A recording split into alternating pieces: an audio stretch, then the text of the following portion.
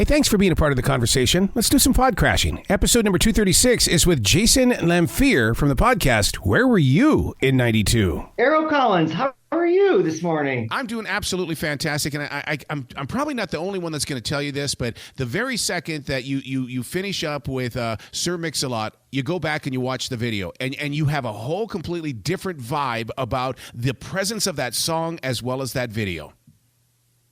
Yep. It's so true. It's so true. And the thing is, like, you know, I was very, very, very young when that video came out. I didn't have access to MTV at that point. Our cable providers were very, very religious, very conservative, and they wouldn't allow it in our town. Yep. So what was really interesting was I had seen clips of that video as a kid, right? Just through like news stories and just it surfacing on talk shows or whatever, but I had never seen the full video until I went back to research for this show, if you can believe it, all these years later, and was just blown away by just how crazy and silly and innuendo packed it was, but also like, you know, really smart. And then, you know, I did the same thing you did. After speaking to Mix and to Adam Bernstein, the director, I went back and visit. You know, I kept revisiting it, obviously, as I was writing it, and finding the almond, the model at the center of it all, the first black woman you see in the video, and yeah, I had a greater appreciation for it as well. It has sort of a camp value, but it also, you know, was pretty clever. Well, I didn't realize that it was supposed to be a parody or a comedy piece. But when I go back and I listen to the lyrics now that I've heard your podcast, I mean, it's like, well, yes, it is. It absolutely is doing that. Absolutely. And as I say in the show, in the first episode on Baby Got Back, so when Mix was writing it initially, he was very angry, right? Because his girlfriend at the time had been shut out from modeling gigs and acting gigs because of her ample, you know, backside. And she was Black, Latina, and, you know, just struggling to find work. And he was really frustrated with the visuals, the imagery he was seeing in ads, right? And also in the pages of Cosmo magazine, which of course he sings about in the song. He wrote this song, and initially it was supposed to be sort of an attack, you know, on these unrealistic and in his mind unattractive beauty standards.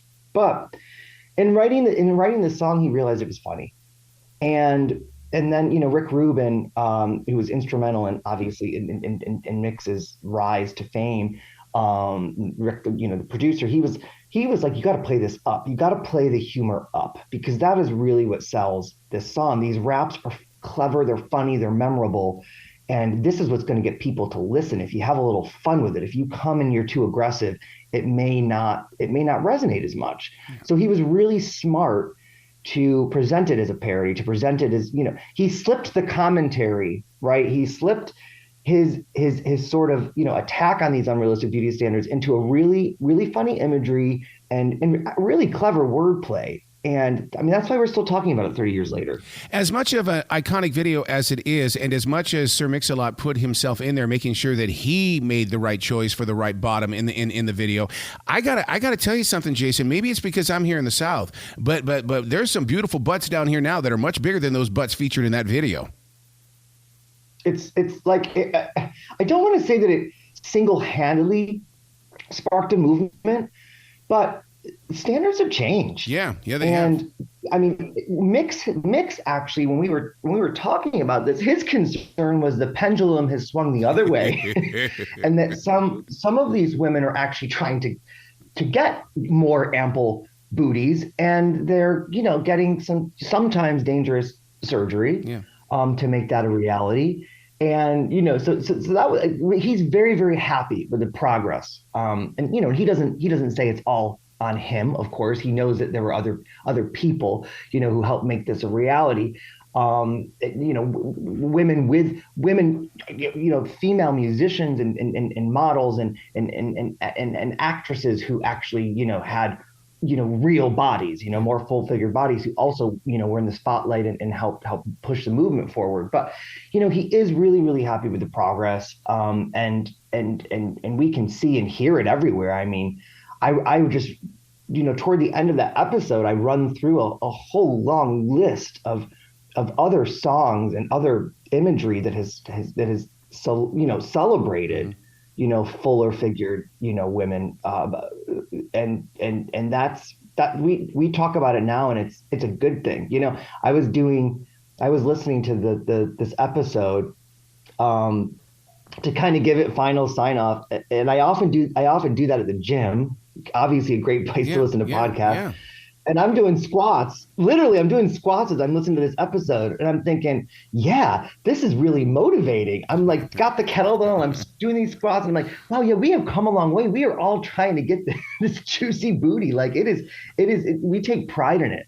So, so I think it's much different now. People are very much in support of that. And you see it and you hear it, everywhere. Yeah. The podcast we're talking about is Where Were You in 92? You also, one of the things that really attracts me to your podcast is the fact that you have a lot of hooks. You have a lot of things, and you tease us and billboard in ways that really keep me listening. Because, I mean, first of all, I about drove off the road when I found out that Katie Lang had an attraction to my girl, Patsy Cline. It was like, oh my God. But then, when you started talking about what she was wearing and why she wore it and stuff like that, it was such an oh my God moment, because Patsy has been such a huge part of my life.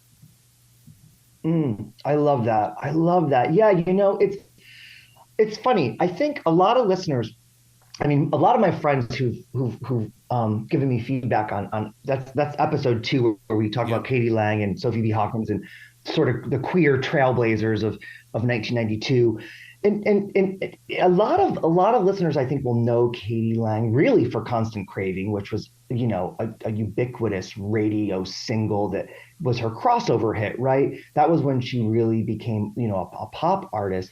But she has a country backstory that's fascinating. And that, she was working in country all through like the mid and late 80s and trying to, to kind of break the door down in Nashville and in that industry. And Patsy Cline was really the genesis of that. Patsy Cline was her hero. And she started this band, the Reclines, which was an homage, to Patsy Cline. And she considered herself, because Katie was crazy. And I mean crazy in like the best way possible. Like she was going to be herself, and she was going to give wild performances. And she considered herself the incarnation, of Patsy Cline. So she was really channeling her style and her sound, from the beginning. Eventually she moved on from that, specifically when she made the shift from country music to, more pop music. But Patsy was always a huge part of her life and her performances.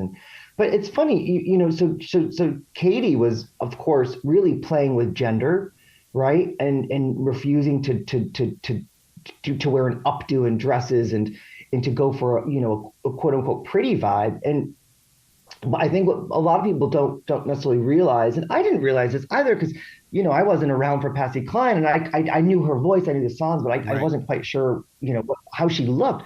Patsy was doing that too. She was wearing cowgirl get-ups, and she wasn't, even though you think of Patsy as like this quintessential voice of country, right? And a beautiful female voice.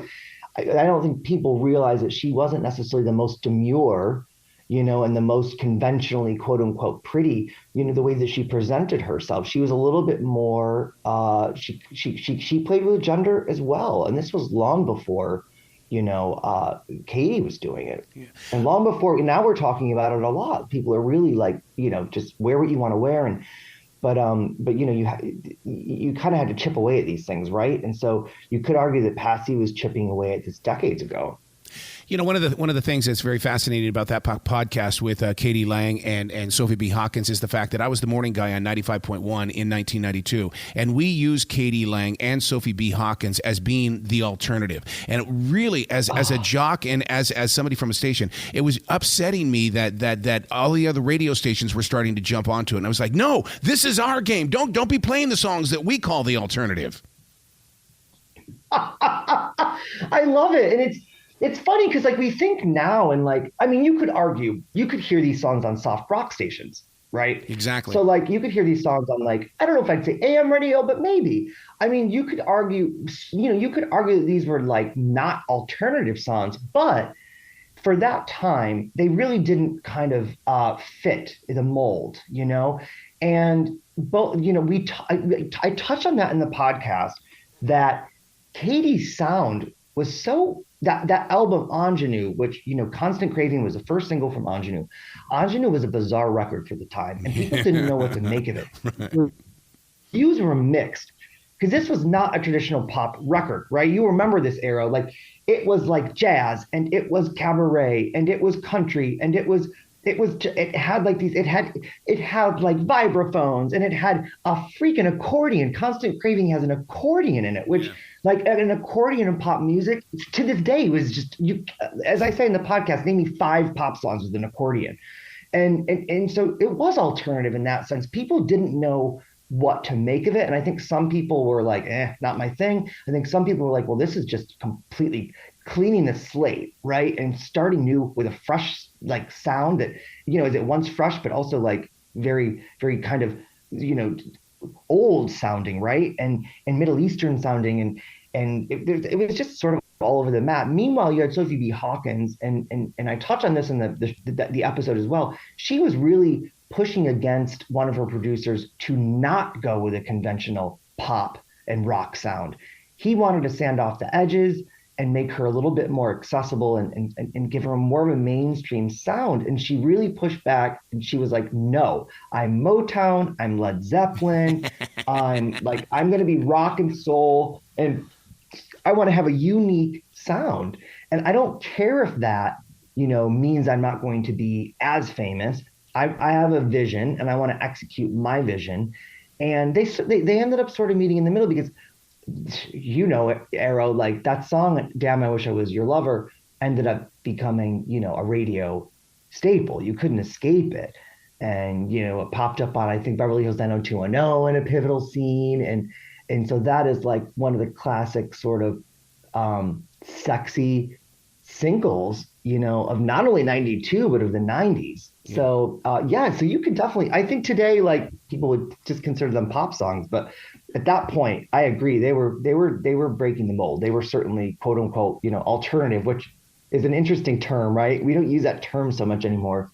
I'll tell you what, we had to run a disclaimer on our radio station before we played Sophie B. Hawkins' Damn, I Wish I Was Your Lover. And the disclaimer warned parents that we were going to be playing this song. And I thought, what the hell are we doing wrong here? Why are we doing this? But our program director didn't want to scare off the mothers because, we were 25, 49-year-old women. That was our targeted audience. It was the damn, right? It was the use of damn. Yeah, because you don't say that. I thought it was great when Hootie and the Blowfish came on because I could finally say Hootie on the air.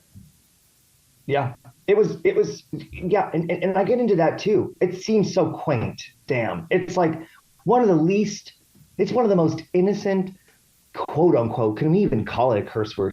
One of the most innocent curse words, you can say. And we use it to like, we don't use it in a negative way. We use it in a very positive way. Like, damn, that was great. Damn, like I cannot believe how, amazing that flu soup was. But it was crazy at the time. I remember I was very, very young, but I was just blown away by it as a kid because I was like, ooh, that's naughty. She had to fight her label for that too. She had to fight her label. They did not want her to use that word. And she uses it a lot. It's in the chorus of the song, it's a memorable hook. It's a memorable chorus. So it's crazy to think that was such a controversial, moment for Damn to land on the air. But I'm happy she got it through. I'm happy that they allowed the song to run on stations because again, it gave us one of the more memorable singles, of that decade. Yeah. 1992 was a very tough year for a lot of mobile entertainers as well, because I still remember those days being at high school dances where the world of country music was on fire. Grunge was really on fire. And here came the bump and grind and hip hop. And all of a sudden, those gymnasiums never came on the floor together. It was always you had to do it in separate groups. Yeah, I think that's what is really going to blow people away. Listening to this show, I think that people have an impression of the 90s that it was wildly like eclectic and there were a lot of major groundbreaking movements. For example, like you said, the grunge explosion, the explosion of hip hop, in particular West Coast hip hop. That's right. The Chronic, Dr. Dre, with of course teaming with Snoop Dogg, putting out the Chronic in the fall of that year. Major moment.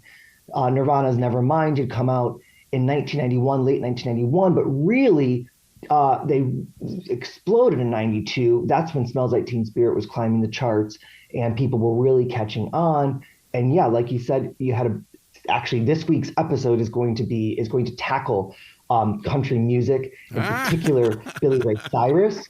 And how Billy Ray Cyrus managed to infiltrate the top 40 charts with a country song, Achy-Breaky Heart. And so, yeah, everything was, so we have this impression of these things in the 90s, but I don't think people realize all this stuff was happening in 1992 specifically. And that is just nuts. If you go and you look at, I encourage people to do this because it will blow their minds. And this is exactly what I did when I was originating this podcast. Go to like the top songs of 1992, Wikipedia, Billboard top songs of 1992, and you're going to just be blown away by how all over the map the charts were that year. And you'll see all the genres we just discussed rubbing up against each other. Plus, you still have some leftover heavy metal stuff. Plus, you still have some adult contemporary stuff. And so it's really mind blowing. And there's so much I won't even have time to get into on the podcast, but I try to cover as much ground as possible. But I do think there's something for everyone in that regard, because there inherently was something for everyone in the music, because, there were just countless genres just vying for our attention at that point. Oh my God. You got to come back to this show anytime in the future, Jason. The door is always going to be open for you. Thank you, Arrow. Well, you be brilliant today, okay? And thank you for sharing the vibe of music story, because we don't have Casey Kasem or Dick Clark anymore, and I'm so grateful that you are doing this, sir. Oh, thank you so much. Those are you just mentioned some idols. Well, you be brilliant. Icons. You bet they are. You be brilliant today, okay? Thank you so much, Arrow. Have an awesome afternoon.